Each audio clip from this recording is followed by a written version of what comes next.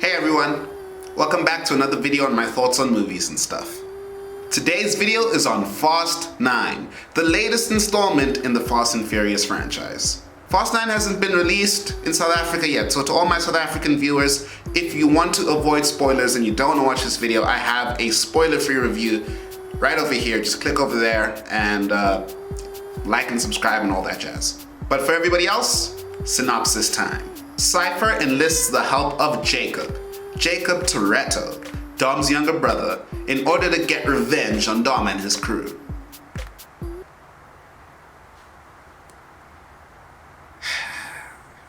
Seriously, that's all that's written here. It's one line. It's not even that correct. It's some rich kid with daddy issues who ends up hiring Jacob anyways, so. Now the guys are ready to kick it into high gear, but before we let them take the wheel, why don't you go ahead and hit that big red button. Yeah, that's right, subscribe. We're trying to reach a goal of 1,000 subscribers and we're almost about halfway there. So we'd really appreciate it if you hit subscribe and you share this video with your friends so they can subscribe as well. Don't forget to hit the bell to be notified about every time we upload. And if you'd really like to put some fuel in our tanks, then become a bro by becoming a patron. Patrons get early access, behind the scenes content, and all sorts of other perks. So why don't you comment down and let us hold $1. And on that note, the bros are so happy to finally announce that we actually have our first ever patron. You can see him here on the screen, and we really appreciate it, bro. Thank you for reaching out, and thanks for giving us some support. And we hope to see some more bros joining you in the future. Much obliged, and thank you very much. All right, we've said our thanks. Are you done subscribing? Great. On with the show. Guy 2. This is a big one. Yeah, I know. Do you think you'll be able to compose yourself? Yeah, I can do this. You know what? Let's do this. Let's do it. Come on. I mean, come on. It wasn't that bad. Come on. Are you sure? Yes, I'm sure. I'm quite sure, actually. Well, go on then. They're waiting.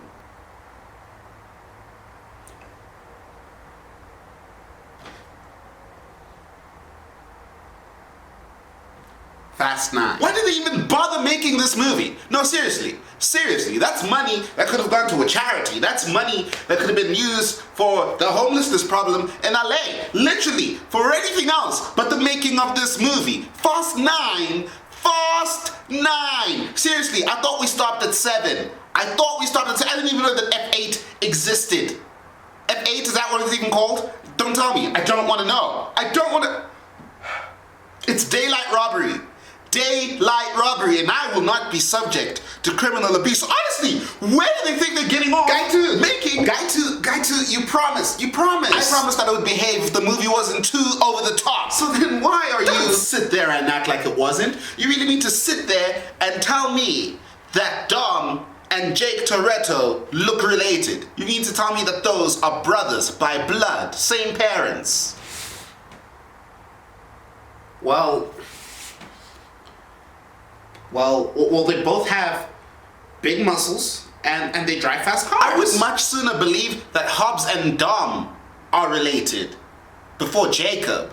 And of course, I have no problem with John Cena. But you couldn't get Rey Mysterio? He's too short. Then get Raul Castillo from Army of the Dead. Just let it go. And that's not even what bothers me most, because there's science that can explain why young Jacob looks like he was a kidnapped Jonas brother. Ooh, savage. The magnets? I knew you were gonna bring up the magnets. I can't defend that, okay? Those magnets were powered by sheer plot convenience. There's nothing I can do about that one. It's not fair. Oh, but it doesn't only end there, Guy 1. That's only the beginning. What do you mean? For the first time watching a Fast and Furious film, for the first time ever in my life, I just had to ask. Ask what? What is the collateral damage that results from these crazy missions? Armored vehicles with mounted weapons, shooting at civilians. I mean, the magnets alone could have killed thousands of people. Yes. But And what is up with these bald heads? At this point, I feel like they're just trying to tell us that these guys are superhuman. Maybe that's why they have Roman theorizing why they're invincible. Because Jacob picked up Dominic, put his bald head through a door frame. A door frame. Do you know how much force it takes to be put through a door frame? It's an action movie. What did you expect? The big, bald henchman got hit with an overhead road sign. The big green ones that you see on a highway. And he just shrugged it off. I mean, not only did they just practically tell us that he's superhuman, but they ruined one of the oldest action comedy movie tropes of all time. Yeah, I'm surprised he didn't fall off the truck after that. Why is the main cast of Tokyo Drift working as rocket scientists? I mean, what's his face? Sean? I don't even think Sean finished school. I don't know. I can't explain that. Sat in that cinema for over 2 hours while they kept Charlize Theron in a box. Listen to that again. They kept Charlize Theron in a box. They let her pilot the fighter drone, which Dom somehow successfully kills with a truck, like it's Live Free or Die Hard. Because she was trying to pick it up with the magnets on the belly of the plane. She was trying to pick the truck up with the magnets, and that gave him the perfect opportunity to please, crash. You don't actually believe that. Yeah, no, it made no sense. And what part of a Pontiac Fiero is built for space travel? If a car could successfully pass through the atmosphere, then why would engineers go through so much trouble building rockets and space shuttles? Yes, that also made no sense. And you really think the International Space Station would have taken Tej and Roman? Everything is calculated down to the last decimal, from food to oxygen. You really think they're going to take stowaways dressed up like minions? Well, when you put it like that. But really, the most pertinent question of all, maybe the one thing that bothers me most out of all of this, it has to be this. I don't even want to ask. Why didn't Otto kill them? I've got nothing. He had every opportunity, more than once. With the kind of money and influence that Otto has, he could make Dom's family disappear without a second thought. He never took that. Listen, Bond villains aren't even that incompetent. Yeah, he's very, very, very hard to take seriously as an antagonist. And between Dom's, Jacob's, and even Han's flashbacks, this entire movie has the feeling of a whole arc of Naruto without any of the charm. Yeah. Listen, Guy One. Listen, I appreciate your opinion. It's why we have these talks every week. But you've had no defense this entire time. The fact that I can sit here and mouth off like this, and you can't even say anything back to me, you of all people, is proof, undeniable proof that this time they went too far. They went too far with Fast 9. It's over, Guy One. I have the high ground. Yes. Yes, you're right. There's no way I can come out of this on top. And you do have the high ground. Yes, maybe they went too far with Fast 9. And maybe that's a crime that just can't be overlooked. But there is a bigger crime being committed right now. And that crime is you. Me. What are you talking about? Yes. The science makes no sense, and the entire cast should have died in Fast 5, let alone Fast 9. I'm there, and I get it. But this is a movie. A movie. If there was one place where you could just believe that bald men could save the world. Is it not the movie? Yes, but there's a limit. Limit? You'll let them dress Henry Cavill up like a blue and red condom. You'll believe that Keanu Reeves can dodge bullets. You'll even believe that the hot, popular cheerleader will date the socially inept nerd. Your point? When did you grow so cold? When did you stop believing in the spectacle? What's next? You're gonna start bad-mouthing WWE because it's fake fighting? Of course not. It's made for 11-year-olds. Take it as it comes. Exactly. You're meant to suspend your disbelief. So what if it physically makes no sense? So what if the dialogue is terrible? It's about having fun. It's about family. But I can't let it go. I can't just let it go. It makes no sense. I know that you're a cynical sourpuss that has to ruin the fun for everyone. But you still stepped into that cinema because of John Cena. Yes. But also because even though you'll probably never drive a stick shift on purpose, in your heart, just for a few hours and minutes, you believed that you too could live your life a quarter mile at a time.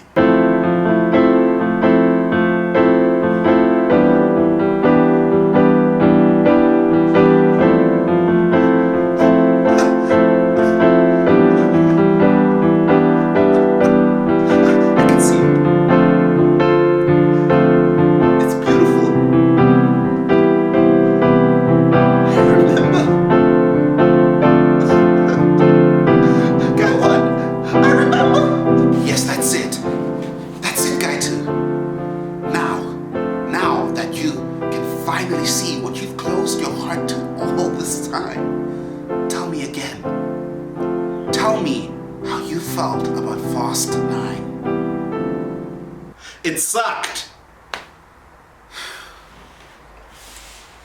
Really nice speech though, but that's not how the Force works. Well, at least I had a good time. Seriously though, what comes after space, huh? What's next? Are they going to cross over into another dimension in the next film? Are they gonna cross over with Jurassic Park? They're gonna race dinosaurs? Is Dom gonna get on a pterodactyl, fly past Blue and be like, "You don't mess with Blue's family"? But I don't know, guys. What do you think? Was Fast 9 a fast-paced and meaningful contribution made to the Fast franchise?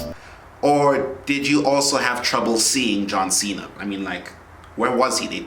Sometimes it looked like Vin Diesel was fighting thin air.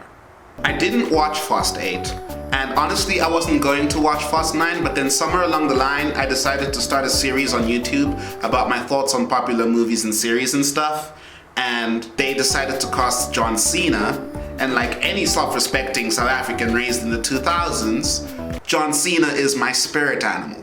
I know Guy 2 had a lot to say back there about the movie, and I know that there's a lot of you out there that share the same feelings and feel like the franchise as a whole has just run its course. But these are movies that are guaranteed to rake in millions, if not at release, then along the way, definitely in the long run.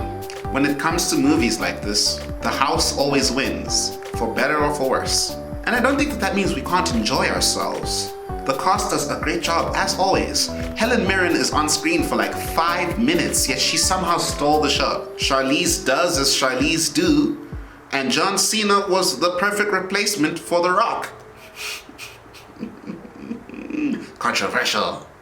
But even beyond the cast, one thing I feel needs to be said and to be reminded to those out there is that Justin Lin is not a bad director by any measure, and there are a few scenes in this movie that I think were very powerful.